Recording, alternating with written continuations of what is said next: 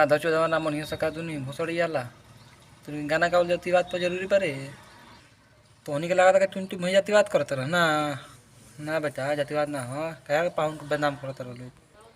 एक जना हित गइले बाणे देख लोग एक जना हित गइले बाणे जातिवाद गइब तो हो जाई बांस।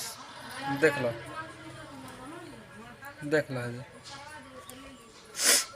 जे गाना के गइले बाणे सावन सरगम हित पाहुने पर खल गावत रह लोग। एक और गइले बा जातिवाद हो रहा है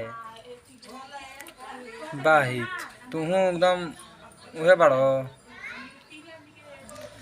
पाहुन पर गा के का करबो कुछ खाड़ ना पैबो ठीक नु। आप जवन तुनके भरम बाके टुंटू में जातिवाद गावत रह ठीक जातिवाद निकन गाव ठीक नु। एक चलते कहत नहीं जातिवाद निकन गाव तुनके सुधर जात सुधारे में बहुत समय नहीं खेला ठीक नु 5 मिनट में सुधर जीवो खासा अपन जब गाना गावत सब बेटा तो डिप्रेशन में ना मारवा डाल दो बाबू से डर बतो जब पाहुन से डर बतो न मारवा डिप्रेशन में डाल के देखो ना।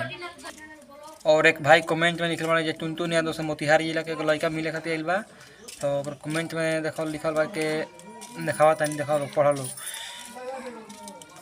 नीतीश कुमार लिखल बा हम भी आएंगे भैया आपसे मिलने का बहुत मेरा दिल हमारे लिए आप ही कृष्ण भगवान हैं। लव यू भाई तुम्हारा संग तो भाई है ना नीतीश कुमार।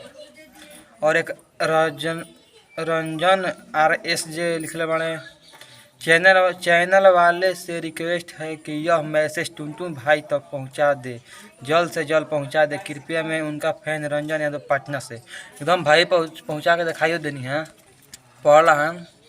और एक जना वो फिर वह लिखले वाले नीचे डिप्रेशन में इतना मेहनत में इतना छोटा लड़का मिलने गया है तो टुनटुन भाई आपका जरूर ही एहसान बनता है। उस लड़कों को ऐसा गिफ्ट दीजिएगा कि जिंदगी भर वो आपका एहसान माने आपका फर्ज बनता है। उस भाई को धन्यवाद जय यदुवंशी जय हो। और एक अमित कुमार लिखे बने का करी हमरो मिले को मन करता कि कलकत्ता से छुट्टी नहीं मिला वीडियो का इतना शेयर करता लोग के सावन सरगम के पास तक पहुंच जाए। लव यू तूफान भोजपुरी आपका बहुत बहुत धन्यवाद। आप सब चैनल के सब्सक्राइब